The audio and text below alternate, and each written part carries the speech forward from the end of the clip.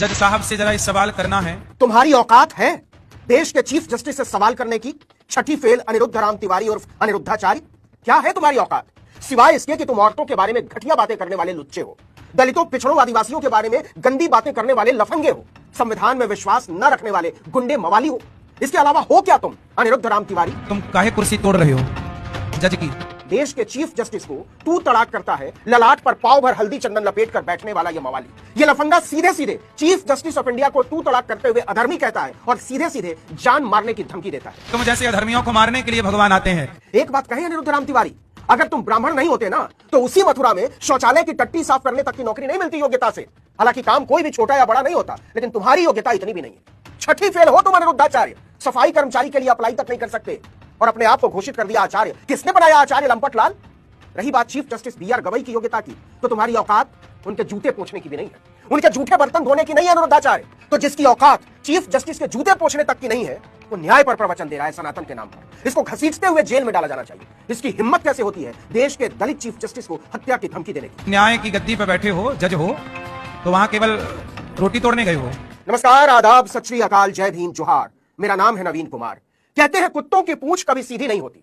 हालांकि यह कुत्तों का अपमान है, लेकिन छठी फेल अनिरुद्ध राम तिवारी और अनिरुद्धाचार्य पर यह मुहावरा बिल्कुल सटीक बैठता है। यह गंदा आदमी औरतों के बारे में गंदी बात करने की वजह से लात खाते खाते बचा है। माफिया मांगता फिर रहा था, लेकिन सुअरों की आदत होती है, उनके सामने कितना भी साफ पानी का तालाब हो, उसे लोटना उसी कीचड़ में जाकर होता है। इसकी हिम्मत बढ़ते बढ़ते इतनी बढ़ गई कि सीधे सीधे देश के चीफ जस्टिस को न्याय सिखाने लगा। कह रहा है कि तुम सुप्रीम कोर्ट के चीफ जस्टिस के तौर पर कुर्सी तोड़े। ये सब काम भगवान ही करेंगे, तो तुम काहे कुर्सी तोड़ रहे हो? कुर्सी तो तुम तोड़ रहे हो। छठी फेल अनिरुद्धाचार्य, शुद्ध मुफ्तखोर हो तुम। बिना कोई काम किए जनता को उल्लू बनाकर फोकट का तरमाल उड़ाते हो। बिना कोई काम किए हुए भोली भाली जनता से ठगी करके पानी पीते हो और बिना कोई काम किए हुए मौज उड़ाते हो। ऐसे मुफ्तखोर की यह हिम्मत कि देश के दलित चीफ जस्टिस पर कीचड़ उछाले। यदि सब भगवान करें तो छोड़ो तुम अपनी कुर्सी। दुनिया के सारे उल्लू माफ करें, लेकिन सरासर पागल हो गया है अनिरुद्ध राम तिवारी, सरासर पागल। सीधे सीधे देश के चीफ जस्टिस बी.आर. गवई की तौहीन की है, उन्हें अधर्मी कहा है, उन्हें नीचा दिखाया है और न केवल नीचा दिखाया है बल्कि जान से मारने की धमकी दी है कि अगर हमारे हिसाब से फैसला नहीं करोगे तो तुम्हारी छाती फाड़ दी जाएगी। यही शब्द है इस गंदे आदमी।